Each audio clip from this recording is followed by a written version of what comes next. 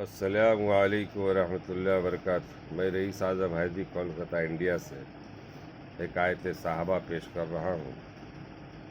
بہادری و دلیری اور ہمت و شجاعت اور موت کا شوق۔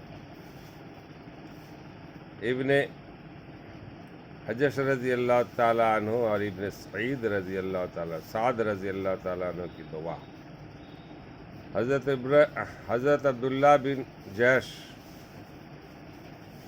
حضرت عبداللہ بن حجش رضی اللہ تعالیٰ عنہ نے غزوہ احد میں حضرت سعد بن ابی وقاص رضی اللہ تعالیٰ عنہ سے کہا کہ اے سعد، آؤ مل کر دعا کریں۔ ہر شخص اپنی ضرورت کے موافق دعا کرے اور دوسرا آمین کہے کہ یہ قبول ہونے کے زیادہ تر قریب ہے۔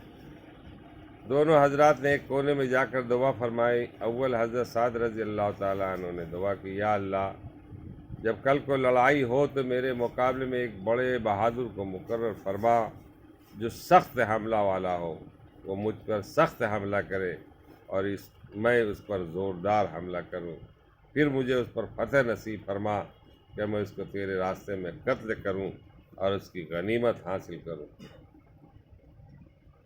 حضرت عبداللہ رضی اللہ تعالیٰ عنہ نے آمین کہی اور اس کے بعد حضرت عبداللہ رضی اللہ تعالیٰ عنہ نے دعا کی، اے اللہ، کل کو میدان میں ایک بہادر سے مقابلہ کرا جو سخت حملہ والا ہو، میں اس پر شدت سے حملہ کروں، وہ بھی مجھ پر زور سے حملہ کرے اور پھر وہ مجھے قتل کر دے، پھر میرے ناک کان کاٹ لے، پھر قیامت میں جب تیرے حضور میں پیشی ہو تو کہے کہ عبداللہ تیرے ناک کان کیوں کاٹے گئے؟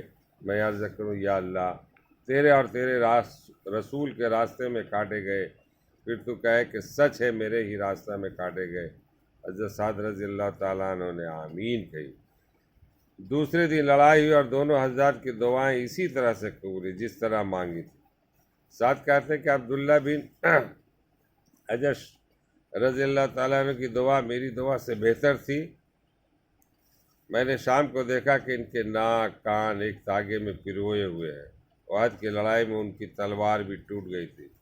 حضور صلی اللہ علیہ وسلم نے ان کو ایک ٹہنی عطا فرمائی جو ان کے ہاتھ میں جا کر تلوار بن گئی اور عرصہ تک بعد میں رہی اور 200 دینار کو فروخت ہوئی۔ دینار سونے کا ایک سکہ کا نام ہے۔ فائدہ: اس قصہ میں جہاں ایک جانب کمال بہادری ہے کہ بہادر دشمن سے مقابلہ کی تمنا ہے، وہاں دوسری جانب کمال عشق بھی ہے کہ محبوب کے راستے میں بدن کے ٹکڑے ٹکڑے ہونے کی تمنا کرے اور آخر میں جب وہ پوچھے کہ یہ سب کیوں ہوا تو یہ میں عرض کروں کہ تمہارے لیے رہے گا کوئی تو تیغ ستم کے یادگاروں میں یادگاروں میں میرے لاشے کے ٹکڑے دفن کرنا 100 مزاروں میں رہے گا کوئی تو تیغ ستم کے یادگاروں میں میرے لاشے کے ٹکڑے دفن کرنا 100 مزاروں میں۔ یہ ہمارے حضور صلی اللہ علیہ وسلم کے صحابہ کرام کی جو ہے نا دلیری اور ہمت، شجاعت اور اس طرح کی دعا مانگنا اور اس جنگ میں شہادت کے لیے کہ مجھے اس جنگ میں کامیابی عطا فرما اور میں